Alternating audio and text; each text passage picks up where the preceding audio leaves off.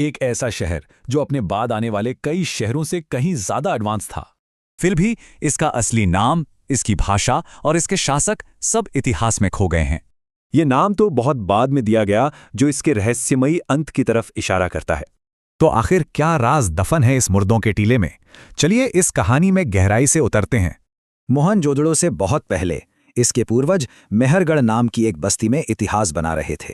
ये कोई हादसा नहीं था, ये एक तरह का इलाज था। ये दिखाता है कि ये लोग शुरू से ही बड़े ऑब्जर्वर और प्रॉब्लम सॉल्वर्स थे। वे पूरब की ओर बढ़े, जहां एक नई दुनिया और एक महान नदी उनका इंतजार कर रही थी। ये दुनिया में अर्बन प्लानिंग के शुरुआती उदाहरणों में से एक था। देखिए, बाईं ओर है मोहनजोदारो का ऑर्गेनाइज ग्रिड। ये अविश्वसनीय रूप से मॉडर्न है। ये था हर ईंट की लंबाई, चौड़ाई और ऊंचाई का अनुपात, एक स्टैंडर्ड जो 500 सालों तक चला। ये सिर्फ घरों का झुंड नहीं था, ये एक पूरा फंक्शनिंग अर्बन सिस्टम था। और ये उनकी काबिलियत को शानदार ढंग से दिखाता है। इसकी वाटरप्रूफिंग कई बाद की सभ्यताओं से ज्यादा एडवांस्ड थी। लेकिन इतने ऑर्गेनाइज समाज का इंचार्ज कौन था? यहीं से रहस्य और गहरा हो जाता है। जहां फेरो ने मरने के बाद के लिए बनाया, मोहनजोदाड़ो ने जीने वालों के लिए बनाया।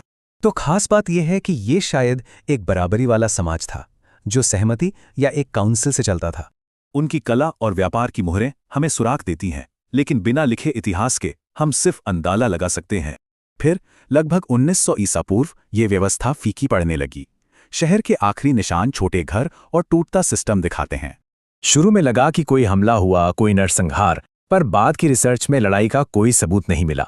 सच तो ये है कि ये एक धीमी तबाही थी, कोई एक घटना नहीं, बल्कि कई मुश्किलों का दबाव था। परिवार शायद दशकों तक बेहतर जिंदगी की तलाश में निकलते रहे, जब तक कि शहर खामोश नहीं हो गया। सबूत बताते हैं कि ज्यादातर लोग पूर्व की ओर चले गए, उनकी संस्कृति दूसरों में मिल गई, पर उनका शहर भुला दिया गया।